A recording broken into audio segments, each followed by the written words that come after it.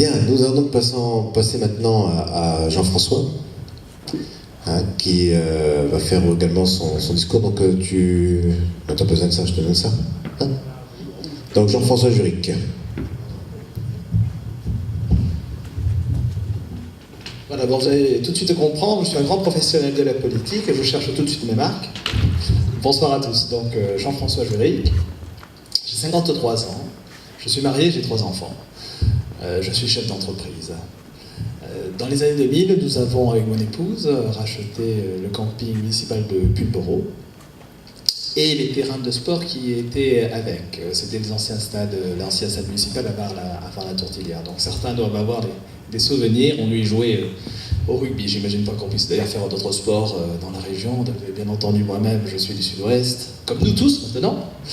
Et je suis d'Agen, donc forcément, je me promène mon accent avec moi. Et puis d'ailleurs, je vous encourage tous à vous entraîner devant votre salle de bain, dans votre classe, parce que nous sommes du Sud-Ouest, donc il va falloir prendre l'accent du Sud-Ouest.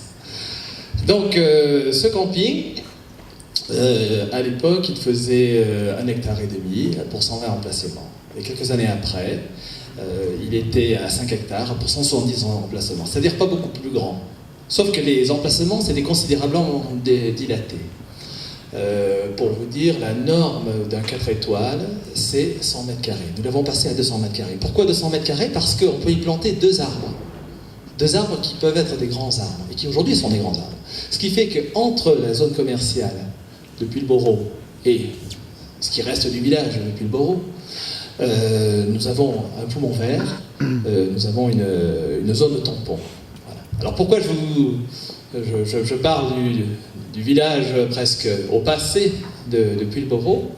C'est que depuis quelques mois, nous avons vu des grues qui ont surgi derrière, sur un terrain qui était classé, il y a encore quelques années, en nature.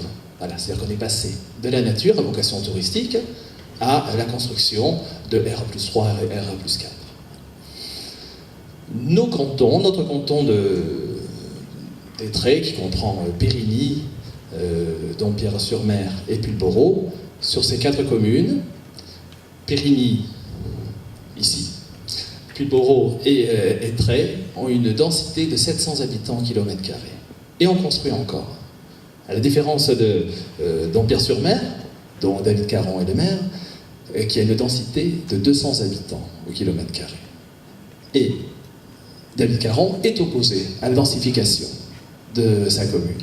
Voilà. Donc d'un côté, on bâtit, on bétonne. Moi, tout le monde connaît sur les bords de Romsey, où on voit ces immeubles noirs, c'est très gai, avec des terrasses qui ont vue sur la rocade, sur la RN11.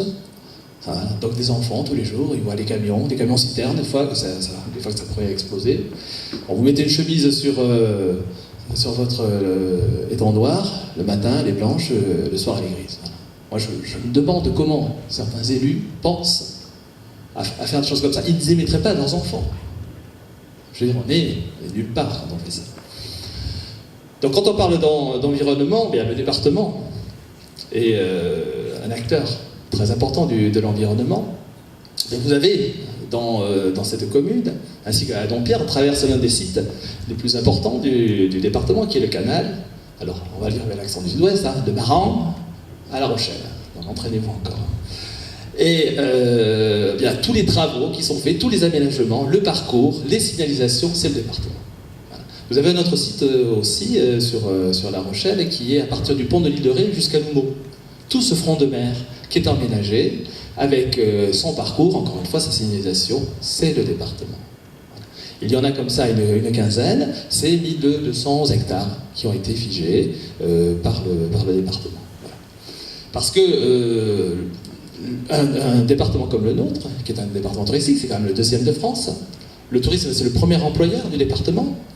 Et en termes d'économie, c'est également le premier poids économique du département. Eh bien, les gens, ils viennent pas voir des immeubles. Ils viennent voir des sites, ils viennent voir de l'architecture, ils viennent voir du patrimoine. Et en ce sens, le département, qui agit sur la promotion. Quand vous allez à Paris dans le métro, vous voyez régulièrement des affiches pour notre département, ou quand des émissions comme Fort Boyard qui perdurent toujours, où il y a toujours des productions internationales qui passent pendant des semaines et des mois sur des télévisions étrangères. Donc c'est de la publicité pour notre département. Voilà. Donc